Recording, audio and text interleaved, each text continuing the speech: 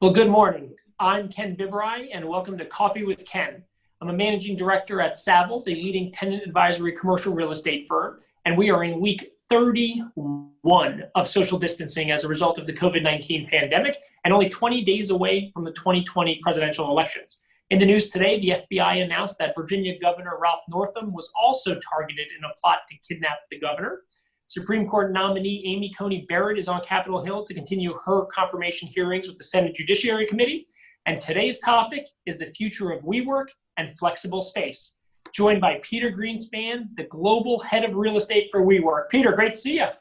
Hey, great to see you. Thank you for having me, Ken. Great to have you. And you're in an office. You're in a WeWork. I have to say that headshot that was up, I don't know if anyone else saw it, but God, my hair is not in a good place. But that's only because during the pandemic, I learned how to use a buzzer. And well, you don't have any stress or anything going on, I'm sure, right? This is well, look, this has been obviously a trying and challenging time for everybody around the world, health-wise, business-wise, et cetera. But I find WeWork as a unique kind of case study to kind of dive into, and we're so excited you're here. Walk us through maybe what the last 6-7 months have been like for you. You're a global company. You have offices around the world. Some of those offices may have had to react faster. What has the impact of COVID been on you on a global basis? And maybe give us a kind of state of the market. Where are you today in terms of reopening? You're obviously a business that has thrived on capitalizing on density, right? And social distancing kind of inhibits that a little bit. So maybe give us a kind of state of play where you are today and how the last 6-7 months have been for you guys. Sure. So yeah, I mean, this has been an incredible year for us. Obviously, everyone knows the challenges that WeWork faced coming into the end of last year, and where we really found ourselves was trying to understand what we had and what we had to do. What was in our DNA that we had to keep? What was our vision? We knew that we were the leader in flex. We knew that we had innovation deep in our soul when it came to work and what it means to have people in an office. We also knew that the hyper growth and the business model had to be reorganized. So we really focused on the brand that we had, regaining the trust of our landlords, of our members, of the industry, of the press. Right? We went through a pretty dramatic period of time. But also making sure that as we did that, and as we streamlined our business, and I'll talk a little bit about what we've done and how we've done it, but that we also never forget, we didn't allow that noise to get in the way of what our vision has always been, which was flexibility in office space, innovation in how people work, and really the most important thing is member focused. So I'll just make a point about that, and then I'll get back to what we did. So one thing that WeWork really did, I think we were the first office company in the world, whether it's flex space or ownership, that focused heavily on the member, on the occupant. And that's why our brand became so famous so quickly. There are many wonderful partners we have in real estate in the office industry. Most people don't know their names as you walk in the street, as you get on the subway. When I would tell someone I worked at WeWork for the last decade, they would say, "Oh, I love WeWork." They knew the name because they had been to a space. And the reason was we really were member focused. We have an amazing community team. We believed in the design of the space. We wanted to cater to the energy. There was a density component to it, which we'll talk about. But we really took that seriously. So we couldn't lose that. And we couldn't lose the brand, and we couldn't lose that. But what we had to do is we had to turn the business around, and we had to streamline it. So the luck that we got was we had SoftBank as a partner who also truly believed in WeWork and its vision, and we can talk more about that. And then we have Sandeep Mathrani, who is a veteran real estate executive who has turned around other companies, GGP, he's worked at Vornado, Forest City Ratner. So he came in with a laser focus on profitability and what the math said. It's a very simple business, real estate. You buy, you try to buy wholesale and you try to sell retail. And so what we did was we spent the last year looking at our buildings, talking to our landlords, very transparent, unlike many of the other companies and tenants that had to just shut down. We didn't We didn't turn to bankruptcy. We didn't turn to litigation. We got on the phone with all of our landlords and our members, and we talked to them about, here's what's happening. Here's how we can work with you so we can both be successful. We also divested all of our other projects that the company was famous for working on. We sold all of our schools. We sold a lot of our other businesses, all businesses that had the intention to work through this flexible world, but not something that we had the capital or the focus to deal with. So we got rid of those. And then we severely cut our SG&A. We got rid of unnecessary systems. We right-sized our workforce. We did all these things, very, very difficult and painful, but all done with an intention of ending this year with a tight, strong balance sheet. And I think our balance sheet is as strong as any tenant in the market right now, with a portfolio that's profitable, that we believe in great locations with great fit outs. I can tell you, we're a totally different company today than we were a year ago, and I've been here the whole time. So I've 6 years, right? I've been here for over 6 years, and I've seen the ebb and flow. And we are, Sandeep was the right person for this moment, and we're very lucky to have him, and we're learning a lot from him. And really, that's what we've been doing for the last 6 months to 9 months. That's great. So, but walk us through this a little bit. So when was the first WeWork location, closed as a result of COVID? When was the first one open? How many locations are open, closed? Where are you in your kind of own? Every tenant, every landlord is thinking through, how do you reopen? How do you get folks back? And, while here domestically in the US, there's still obviously a lot of work from home. Globally, people seem to be going back in a lot of markets. So walk us through that real quick. How did that happen when you're dealing with obviously a million things and then a pandemic hits? Well, the first thing we had to do is we had to ensure that everyone's safe. So we had to make sure that the social distancing measures were taken in our properties, whether it was redoing the layout, whether it was making sure the signage was correct, whether it was making sure that in some of those, I don't know if you've been to WeWork, some of our coolest. I've toured 2 in DC since the pandemic and seen, very appropriate steps taken for distancing, for safety, sanitation, notice, so impressive. Even in the common areas, the couches, you've got signage, you can sit here, you can't sit there. That was number one. You couldn't do anything before you made sure that people were safe. You had to make sure the elevator density, that only X number of people are on the elevator. We did that very quickly, and we partnered with experts, and we're going to continue to partner with experts to make sure that we're doing, first class when it comes to that. But the other aspect of it is that a lot of our members rely on us being open.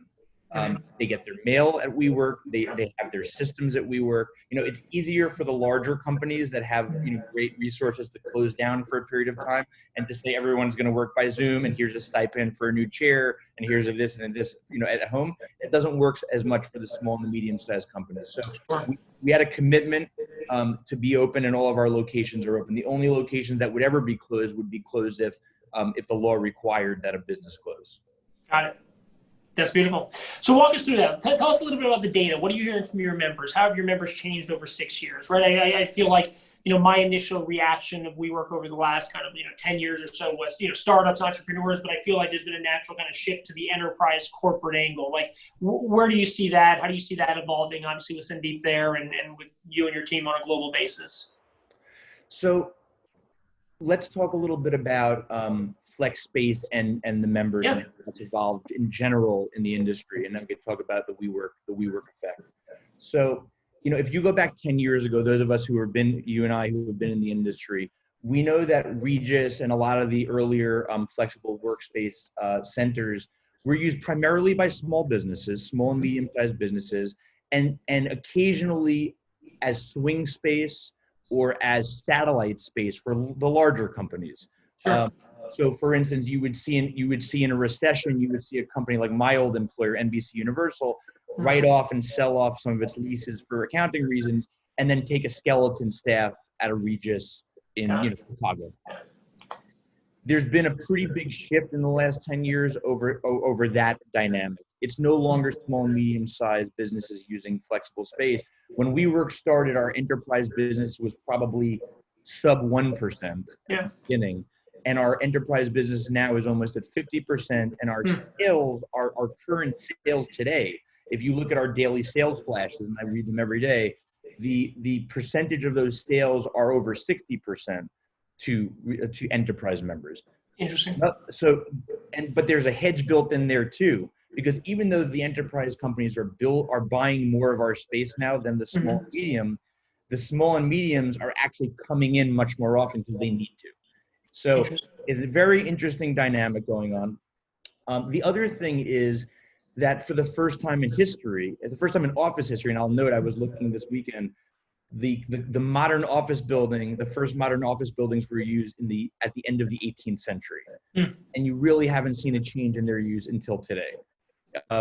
What you're seeing now for the first time is that the consumer, the user, the occupant, the HR department, the CFOs of the enterprise companies are demanding flexibility. Yeah. And in the past, either they didn't have a good enough lobbyist or they didn't have enough, whatever it was, to move the industry forward, right? Because lenders in the office industry were very set on 10 to 20-year leases. That's how they were financed. That was the investment, very stable. That's not to say that had to be the way it was. If you look at retail and hotels, those are very different terms. But the office industry was this way. Little by little, enterprise companies were creeping towards flexibility to the extent it was available in the market. But what COVID did, for better or for worse, is it accelerated their demand. And it created a place where now the landlords and the lenders really do have to answer. So there was a quote that I heard a couple of weeks ago about COVID. I think it's from Lenin, so excuse the person talking. But the quote was, nothing happens in decades, and then decades happens in weeks. These couple of months have totally disrupted the office industry, I think, permanently. Yeah, no, it's become the theme for all these coffee conversations we've had over the last 6-7 months, is just how COVID is an accelerant and it's just speeding up trends. We had a talk with Jonathan Glickman, former president of MGM Motion Picture Studios, and it was just like, the idea of just going straight to consumers with releasing a movie, whether it was like Trolls 2 or something, right? Like that was unheard of, right? And then this just, maybe it was in 5 years that would have happened and happened today. So take us through what you're hearing and thinking on the landlord side about this, right? Like I look at this industry and I think the last 10 years of this explosive growth in co-working and flex has kind of been defined by WeWork, signing big leases, growing globally at a really rapid clip. The next decade, from our perspective, what we're hearing from tenants echoing what you just said, probably a greater need for flex. But what do the agreements look like? Is WeWork ever going to sign another lease? It's a great question.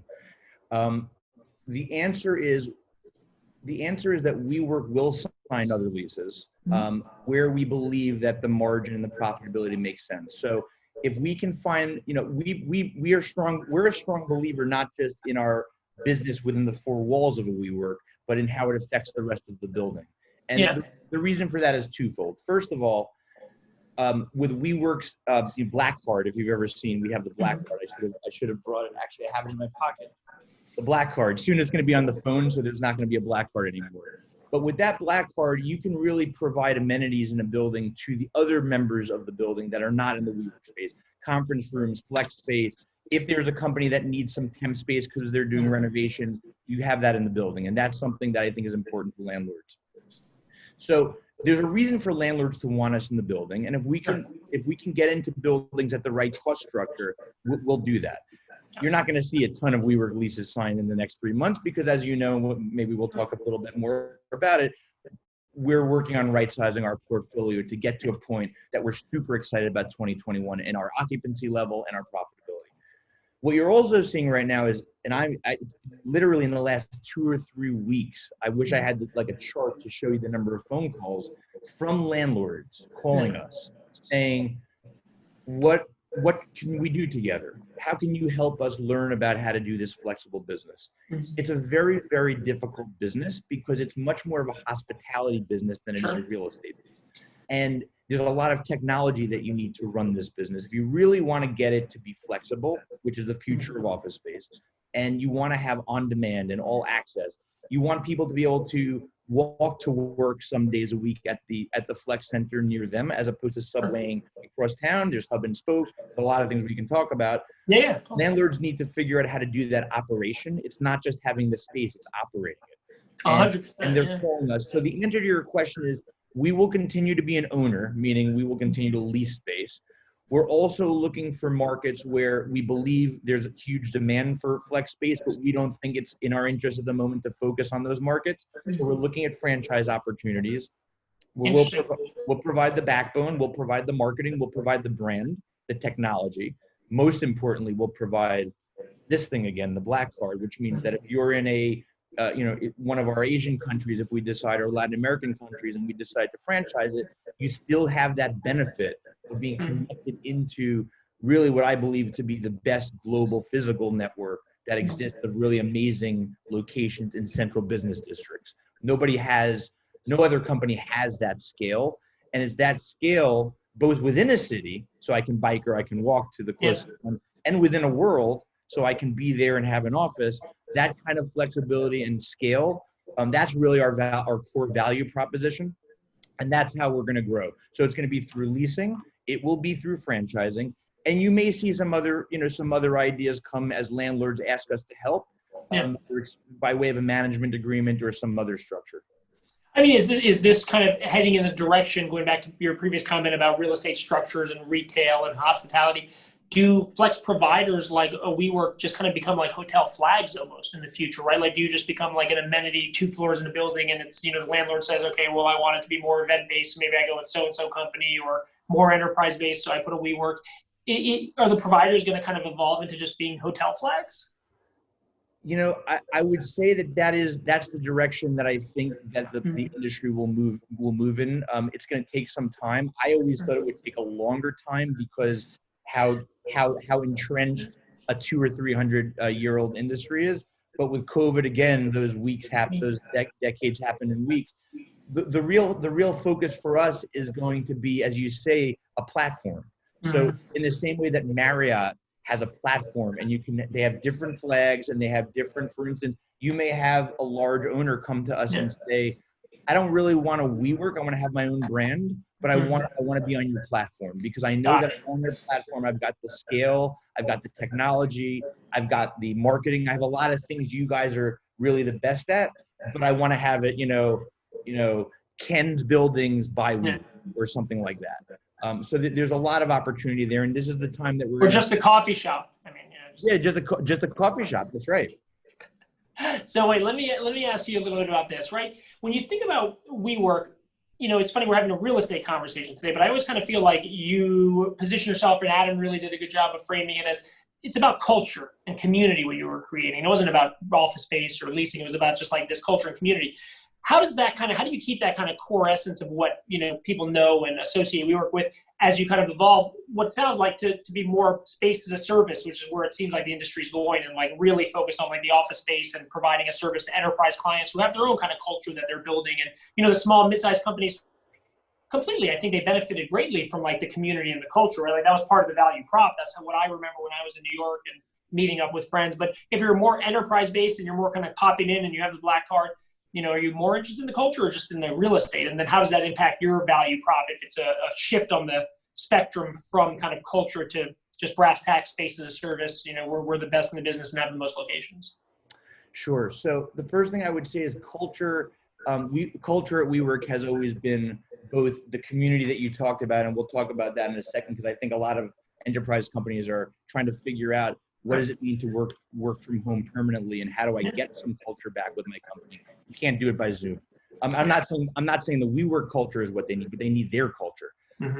But the other part of culture that WeWork always had that really distinguished us and that made all the employees super proud was the way that we built our space, the design, the glass, the light, the way that you bring culture. We're humans, we're physical beings, and part of what energizes us is coming into a great location, feeling that energy from the way it's built, feeling the light, being with our colleagues.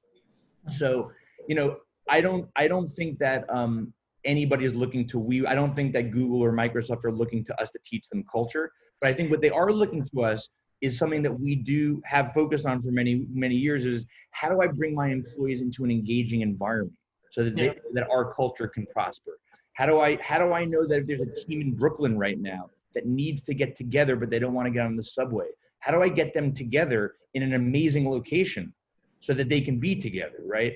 this kind of hub and spoke idea that a lot of, you're hearing, even as of yesterday, you heard, I don't know if you heard about Dropbox, there's some companies are saying we're never coming back to work, but we're going to have innovation hubs. Well, that means you are coming back to work. It's just we used to come back to work. Those innovation hubs, those getting together in the spokes, right? Having a headquarters, but also having the ability to put people together. That is part of them building culture, keeping collaboration going. And that's really why we're refocusing the business on WeWork, because it's not about changing everything in the world, but it is about focusing on changing the way people work and giving that flexibility. And again, because we have the locations, because we have the scale, and I was always proud. When I would hear that an architecture magazine would say the WeWork effect. It wasn't just about a high-flying unicorn company. It was about the way we were building space and the way we were bringing people together. And that part of our DNA is incredible. And that's going to be even more important in a world where people are apart more often, when they're sitting at their homes a lot. And when they do come into the office, they should want to feel energized and together, safely, but together. And that's something that I think, we're very well situated to do. That's really part of our main value proposition. Yeah, I mean, as tenant advisors, like here domestically, Savills, we only represent tenants, right? So much of our conversation, to your previous point, we're spending more time with the HR director than we ever had before, right? Versus an operations person. I mean, it really is kind of striking at the heart of what you're trying to create. And, people, there's so much happening so quickly, but at the same time, real estate is a bit of a lagging indicator, and people have leases and they have to think through all this stuff. So it is interesting to kind of see, how many companies are you talking with that are looking to you to accommodate maybe a social distancing as part of a return to the office, or shrinking a core footprint and capitalizing on the hub and spokes? I mean, how involved are you getting in more of these conversations? So my side of the business, I run the leasing side of the business on the assets. So most of my time is spent optimizing the portfolio, speaking to landlords, trying to keep our partnerships and all that. But I can tell you there is a tremendous amount of discussion going on with CEOs, CFOs, heads of HR, because every company is struggling with this problem. Some companies are coming to us, some major tech companies, I won't use names, but are saying, what if you give our employees the black card? So in other words, I'm not bringing them back to the office right now. I've closed offices, but I want them to be able to get out of their house. We have this concept that we use that we were called the third place. You may not be able to get to the office. You may not be able to sit in your apartment. It's very easy for a lot of the folks who are very senior and have made, bought Hamptons houses to sit in a big office and to work. Not so easy when you've got, a crying baby, or when you've got a dog barking, or there's a siren and you're on the first floor. Very hard to work. So you need that third place. So you go to a Starbucks, that was the old way, right? You got the space, but you had to buy the coffee. Here, what we're offering is much better workspace. You get the coffee, you pay by the hour for the space. And I will say the other thing that's been very interesting is a lot of HR departments have been reaching out, talking about WeWork as a perk, right? In the same way that some of the large tech companies have been writing checks to their employees saying, here's a check for $1,000, you can buy a new desk or a new chair. A lot of them have been saying, or you can use it maybe to actually get in on the end product.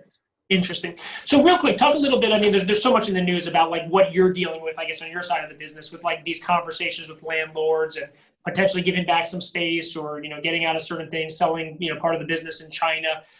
Talk a little bit about where you are. I mean, are we at the beginning of this effort to kind of right-size your portfolio? Are we in the middle? Are we at the end? And then how does that play into the conversations you're having with members and landlords about trust and kind of maintaining and building and strengthening trust? Because you read a lot, right? But, what's happening? Where are you? And, give us a kind of state of play on that. So we entered this project, this reorganization, with two very core themes, two missions. One of them was we had to right-size our real estate portfolio and get to profitability. The math had to work. Yeah. And two, we had to have a long-term vision of our landlord partnerships, right? We could have done this a lot of ways. There's a lot of ways to reorganize a portfolio, and we've seen many other competitors and other companies do different things. What we did was from Sandeep to me to the entire in-house real estate team, and then including very trusted brokers, We picked up the phone and we called every single one of our landlords trying to discuss the situation. In some cases, they were great buildings. There was nothing to discuss.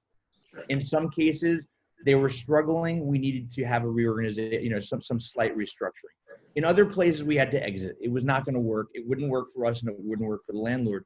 But I'm so proud of the way we did it, because one thing, having been here for 6 years, there was a reputation of WeWork in the industry of not being landlord friendly, which was a funny thing given how much space we were leasing and how much rent we were paying. But yet there was this concept that WeWork is out for itself. It's going to take my space. I'm not getting a lot of responsiveness. It's hard to do a deal with them, et cetera, et cetera. I could say we've totally changed the story on that, because the discussions we've had with landlords, even the tough ones, have been win-win discussions, at least trying to get to win-win. We got a letter from a landlord in Europe that said, I have to tell you, we wrote a check to exit the location. And he said, I have to tell you, this has been a devastating business experience for me, having to, lose you as a tenant. But I can't imagine anyone having done it in a more respectful and open way.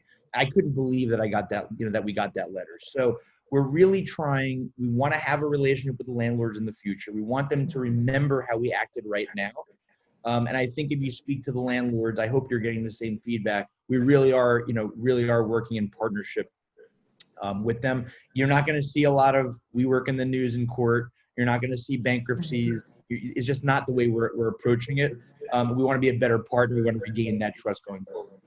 And talk about member relationships. I mean, we care a lot about members and so on. I mean, what's your kind of communication strategy with members, and dealing with them and their payments, and being a resource for them, right? We have a lot of colleagues on the call, brokers. I mean, so you have a good audience of brokers out there. How should they be thinking about WeWork? I mean, how should I think it over the last 2 years it kind of happened slowly but faster. The brokerage community getting more active, and as opposed to you just going direct, or tenants coming direct to you. How do you view the brokerage community? How do you seek to build trust with us? And then how do you do that also with members currently and future members?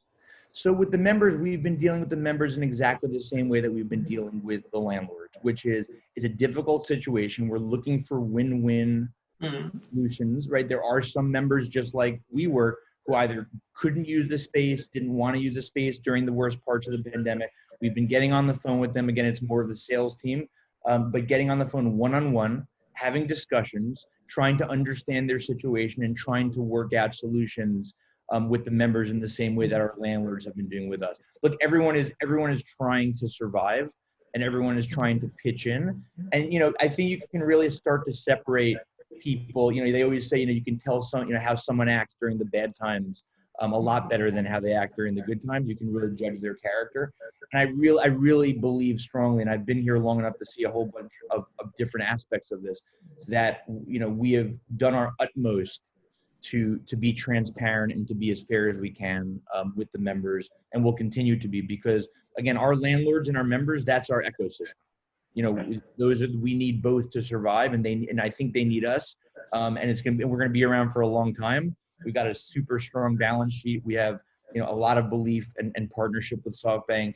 Our technology, our new products that are coming out, our on-demand product that we've been piloting in New York and some other cities in the US, it's showing stickiness. It's showing exponential growth. We're very excited about it. We're here to stay. So these discussions that we have with these members and these landlords are very, very important. You can't close the door on your partners during a pandemic. You have to keep it open and keep dialogue alive. And that's what we're trying to do. Nice.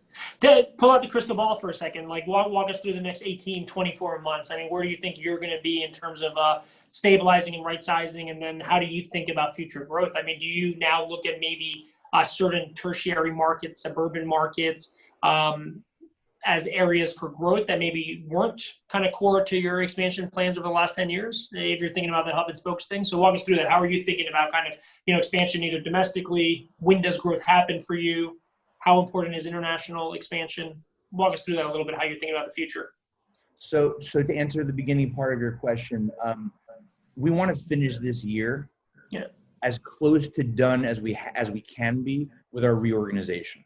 We want to be totally divested. I don't know if you've read in the news, some of you may have seen, we've already franchised the China operation, which is an incredible moment for the company, because WeWork is going to be great in China. They're also going through, a space optimization, but now we have a franchise arrangement in China. We'll be able to keep our brand, partner with the local partners, and make sure that WeWork continues to serve. We divested most of our companies. We're going to finish working on our portfolio. Our SG&A, as I mentioned at the beginning of the call, has been drastically reduced. The company is becoming simpler. We're focusing back to basics. Back to basics. And you know what basics are for us? Basics are for us real estate fundamentals, but understanding the disruption that technology will play. So when Adam used to say, and you quoted him earlier, that we were technology, we were real estate, we were hospitality. The truth is we are those things. The press used to have a field day where they call themselves a technology company, but they're just a real estate company. There's no such thing as just being anything if you're trying to disrupt an industry. And we are going to, as I mentioned before, this on-demand and these all-access products, you need technology for that. So we want to end the year set up and set up for real profitability in 2021, which will be a day that all of us are going to have a big smile on our face. And once we hit that, which we are on the road to, and we have a plan, a strong plan, all the leaders of the company have signed up for their goals, and we're going to get there. Once we get there, then we're going to look at what our next growth opportunities are. Now, in tertiary markets, we are actively working on franchise arrangements. We have a lot of interest. Our brand has been rehabilitated tremendously in the last year. If you look at the articles on WeWork today, you're not seeing the same drama. There will be reverberations as documentaries and made-for-TV movies come out, but that's not the company of today. That's a different company. So we're going to have that. In terms of growth into tertiary markets within the United States or with some of our core markets, we are looking at suburban markets. We're trying to understand how those operate. And to the extent that there's a hub and spoke opportunity in suburban markets, we're definitely open to looking at it. But as we look at the next 12 months, we want to be on that perfect size SG&A, perfect size portfolio, so that we're making cash. And once we do that, then we can start scaling again intelligently and with laser focus.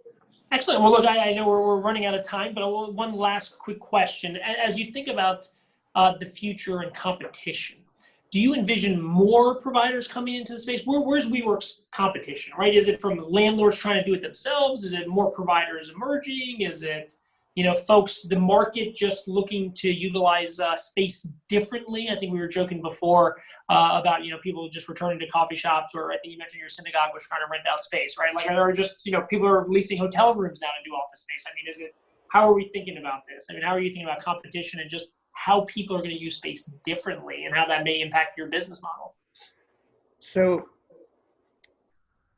I guess starting with competition, we've always believed and we've always said publicly that we're a big advocate and supporter of our competition, a rising tide type of a thing. The education that's necessary for our enterprise members and our landlords, frankly, on how this works, the more of our competitors that are out there teaching the market about flexible space and how to operate it, the better. So we're all for it. We do distinguish ourselves in a couple of ways. Obviously, our scale is, in terms of our scale and our build outs, we have really sort of the only in the world social, sort of physical, so almost like a physical social network with this card in the best location. We've got main locations built out beautifully, very, very flexible, physically flexible with our modular systems, able to accommodate our members. We also, unlike our competitors, we're in a great place of financial strength, which is sort of an interesting thing to say, after the last 12 months. We've got over $4 billion of liquidity. We've got an amazing partner in SoftBank, not just because of their financial support, but because they're a technology company. Sure. SoftBank is a visionary technology company, and they look at us and say, this is what the future is for office space. So we have that partner, and Marcelo Clare, who is also the chairman of our board, sits in our meetings with Sandeep. They're great partners, and we have that. So we've got the financial, we've got the technology, we've got the skill, and we've got the locations. So we feel very, very, very optimistic going into this new world. Landlords are going to start offering flex space. They have to, and the sublease market's is going to light up, and that's going to be a challenge. It already is, and that's going to be a challenge. But but again, the difference between a WeWork and a sublease is flexibility, ease in transaction. We've all done sublease arrangements; they're unbelievably complicated. The space is what it is. You get it. It's drywall. Sometimes it's wonderful. Sometimes it's not. We really did spend the last decade thinking about what would any enterprise member want to work in, and we have that enterprise finish and that enterprise model. And again, it's modular, so we're very easy, very flexible. There's no master lease, sublease, issue here.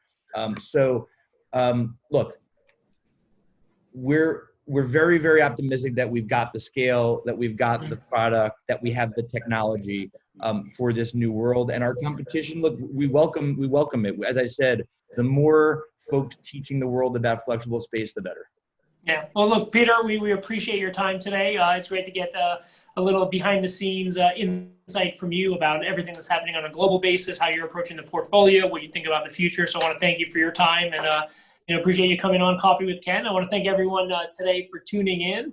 Our next session is going to be next Thursday, October 22nd. We're going to be discussing economic development during the pandemic. We have the head of economic development for Fairfax County, Miami-Dade, and the head of tourism for the state of Texas. So we're going to get a nice little spectrum.